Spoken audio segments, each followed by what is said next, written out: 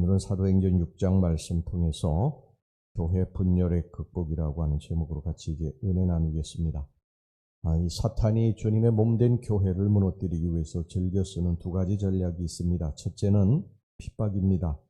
사도행전 4장 5장에 보면 사탄이 처음에 이 전략을 사용했습니다. 그런데 핍박을 가해도 교회가 흥왕하는 것을 보고서 이 사탄이 이제 전략을 수정하게 되는데, 이것이 이제 두 번째 전략입니다. 그 전략은 뭐냐 하면 바로 내부 분열입니다.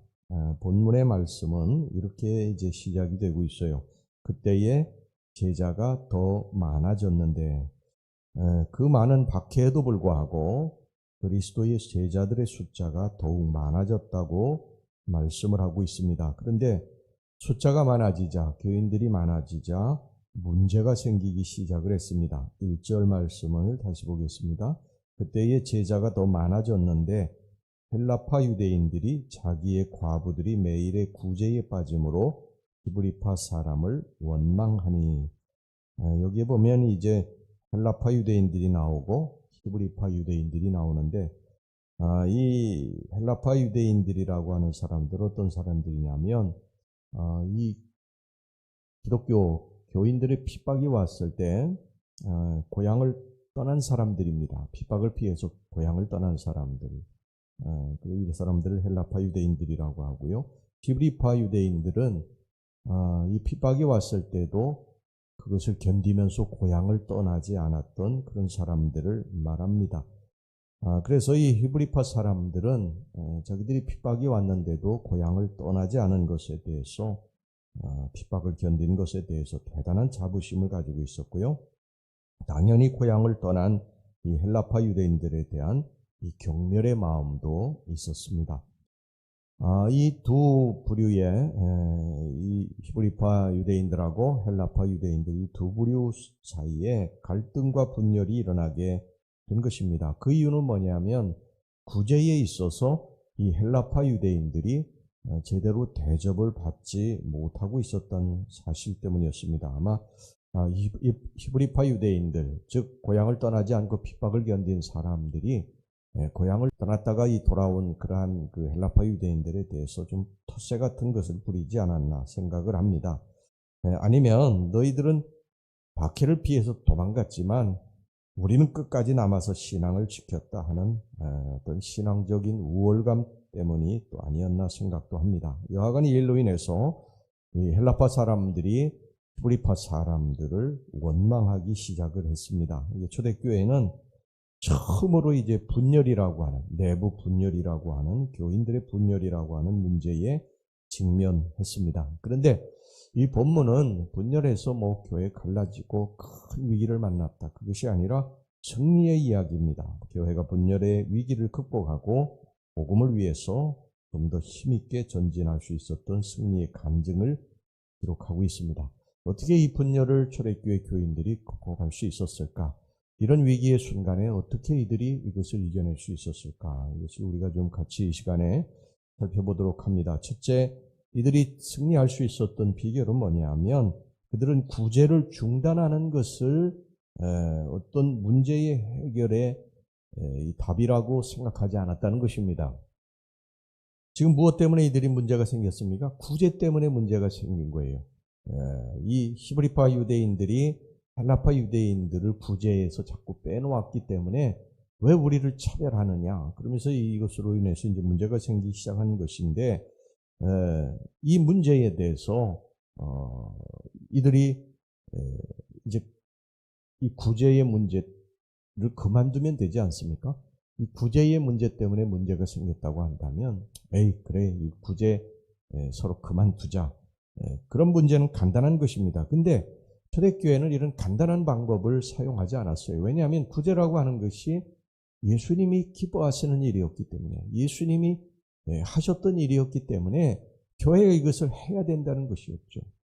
그래서 초대교회 교인들은 이 문제로, 구제라고 하는 문제로 인해서 어떤 교회의 위기가 왔지만 이것을 그만두는 것으로 해결책을 찾지 아니했다는 것입니다.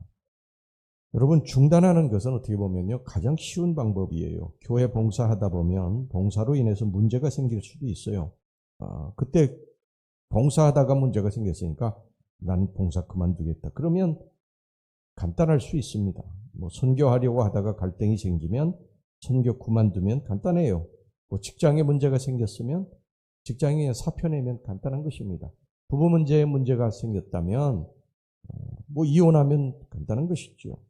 근데 그것은 근본적인 문제 해결이 아닙니다. 이게 사탄의 전략에 넘어가는 것입니다. 교회의 구제 때문에 문제가 생겼다면 구제 그만두자. 이게 아니라 이게 사탄에게 넘어가는 거예요. 선교하다가 문제가 생겼다. 봉사하다 문제가 생겼다. 그만두자. 그러면 이 사탄의 전략에 넘어가는 것입니다. 그러니까 우리는 하나님의 기뻐하시는 일, 이 하나님이 기뻐하시는 일, 사탄이 그만두는 걸 기뻐하잖아요. 사탄이 기뻐하는 일을 해서는 안 되는 것이죠. 끝까지 하나님의 기뻐하시는 일은 계속되어야 될 줄로 믿습니다. 그 다음에 두 번째 여기 보면요. 여기 초대교회 교인들은 누가 책임을 져야 되느냐. 이거 따지지 않았어요. 문제가 생기면 사람들이 제일 먼저 책임질 사람을 찾습니다. 이 희생양을 찾아요. 누구 책임이냐. 이걸 먼저 따집니다. 교회에서도 보면 종종 책임 추궁의 방법이 사용되고 있는 것을 보게 됩니다. 자신을 지키기 위해서 상대방을 이렇게 공격하게 돼요. 그게 왜 내 책임이냐? 당신 책임이지. 그게 교회의 목사 책임이지. 왜 교인 책임이냐? 서로 이렇게 하다 보면요. 교회 안에 더 큰 분열이 일어나게 되고 소란이 커지게 되는 것입니다. 그런데 오늘 여기 본문을 보면 이런 문제가 생겼을 때 어느 누구도 누구 책임이다. 히브리파 사람들의 책임이다.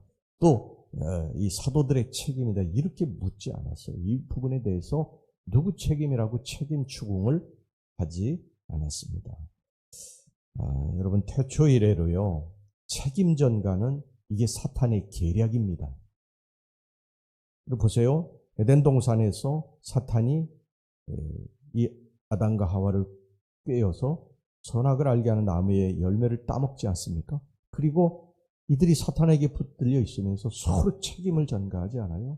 아담은 하와에게, 하와는 뱀에게 책임을 전가하게 됩니다. 이 사탄의 전략인 것입니다. 누구 책임이라고, 난 책임 없어. 누구 책임이야? 누구 책임이야? 서로 책임 전가하면서 지적하고 비판하고 싸우고 그러면서 분열되게 되는 것입니다. 언제나 성령의 역사는요, 제 책임입니다.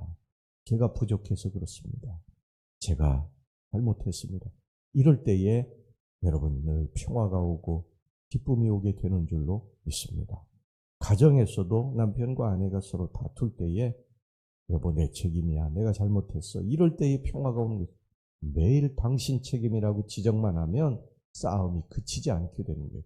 교회도 역시 마찬가지. 교회도 목사 책임이다. 목사는 또 교인 책임이다. 이러면 교회는 계속 분열되게 됩니다. 싸움이 그치질 않게 되는 것입니다. 그래서 여러분 이것을 항상 기억하시기를 주의 이름으로 축원합니다. 그 다음에 세 번째는 뭐냐면요. 적극적인 해결을 모색했다는 거예요. 어떤 방법을 취했느냐? 2절을 보면 우선 온 공동체가 함께 모였다고 그랬습니다. 12사도가 모든 제자를 불러 이르되 우리가 하나님의 말씀을 제쳐놓고 접대를 일삼는 것이 마땅하지 아니하니 그들은 문제를 공개적으로 다루었다. 공개적으로. 몇 사람이 이렇게 수군거려서 그렇게 일을 한 것이 아니고요. 이게 공개적으로 일을 다루었다. 여러분 우리가 어떤 문제를 다룰 때 몇 사람끼리만 이게 사적으로 문제를 다루게 되면은요 잘못될 수 있습니다. 그러나 초대교회는 모든 사람이 함께 모여서 지혜를 모았고 적극적이고 창조적인 해결의 방법을 모색을 했습니다. 그것은 어떤 사람이었느냐? 성령과 지혜가 충만한 사람을 뽑아서 일을 맡긴 것입니다. 여기서 하나님의 일을 하는 일꾼들이 어떤 사람이었나 하는 것을 다시 한번 생각해 볼 필요가 있습니다. 또 당시에도 학식이 많은 사람이 있었죠. 경험이 많은 사람이 있었을 거예요. 그럼에도 불구하고 하나님의 일을 하는 데에는 그러한 경험이라든지 학식이라든지 이런 것을 보고 하나님의 일꾼을 뽑은 것이 아니라 성령과 지혜가 충만한 사람을 뽑아서 일을 맡겼다는 것입니다. 여러분 교회 일은 하나님의 일은 세상적인 어떤 지식이나 경험 가지고 하는 게 아니에요. 그러면 반드시 문제가 생기기 시작을 합니다. 성령 충만해서 성령님이 주시는 지혜를 가지고 일하는 것입니다. 세상적인 잣대만 가지고 일하는 사람이 많은 교회는요, 자꾸 문제가 생기기 시작을 합니다. 성령 충만한 사람과 성령 충만하지 못한 사람이 같이 일하면 성령 충만한 사람이 제안한 일이 받아들여지기가 어려워요. 왜 그러냐면 이 성령으로 일하는 사람은 믿음으로 일하기 때문에 세상적인 잣대를 가지고 일하는 사람은 자기 합리성을 가지고 경험을 가지고 일하기 때문에 이게 잘 안 맞는 거예요. 그래서 자꾸 다툼이 일어나게 되는 것입니다. 근데 믿음과 합리성이 부딪히게 되면, 믿음과 세상의 경험이 부딪히게 되면 믿음이 져요. 왜냐하면 믿음은 눈에 보이지 않는 것이기 때문에 그렇습니다. 합리적인 어떤 이 답을 가지고 오는 사람이 이기기가 어려워요. 그래서 교회는 그러한 성령이 충만한 사람, 그래서 믿음을 가지고 일하는 사람들이 많아야 교회가 하나님의 뜻대로 가게 되고 하나님의 은혜가 넘치게 되고 앞으로 좋은 결과가 나타나게 되는 줄로 믿습니다.